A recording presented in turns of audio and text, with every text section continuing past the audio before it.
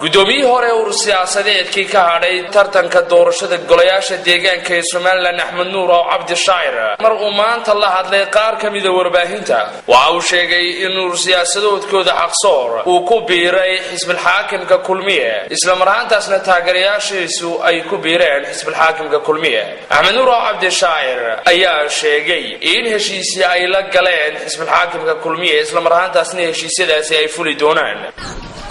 xaqsoor iyo xisbiga kulmiye way isku biireen sidii ay isugu biireen bayna isugu biirsan yihiin ay u midaysan yihiin sidii uu sheegay gudoomiyaha xisbiga kulmiye wixii ay kala qorteen iyo qodobadii muxuu ahaa ay kala qorteenna iyaguna sidii ayay u jiraan oo loogu amal falaya taasina taawiye qolada jaraadka iyaga waxaan odhan lahaa waxa idin wanaagsanaan lahayd waxaad qoraysaan ama muxuu ahaa mass media oo dhanba waxa ay ka hadlayaan ama ay qorayaan inay run ka sheegeen baa u fiican si sumcaddoodu u wanaagsanaato taageerayaasha muxuu ahaa xaqsoorna waxaan u sheegayaa waxa aan imika anigu halkan idinka sheegayo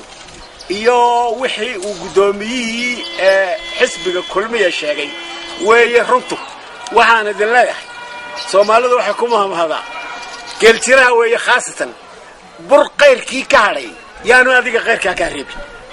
hadiya goor dadka waxyaalaha xulxun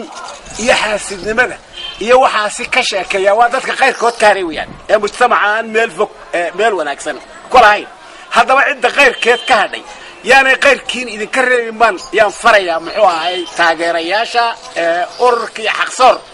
hadalka ka soo yeedhay gudoomiye hore ur siyaasadeedka xaqsoor isla marhaantaasina isaga iyo garab kale ur siyaasadeedka xaqsoor ahaaba ay ku biireen xisbiga xaakimka kulmiye ayaa ka dambeeyay kadib markii qaar warbaahinta kamid ah iyo wargeysada magaalada ka soo baxay ay qoreen in ur siyaasadeedkii xaqsoor iyo qaar kamid ah ururadii ku biiray xisbiga xaakimka kulmiye aan talada kulmiye waxba laga siinaynin Cabdiqani Xasan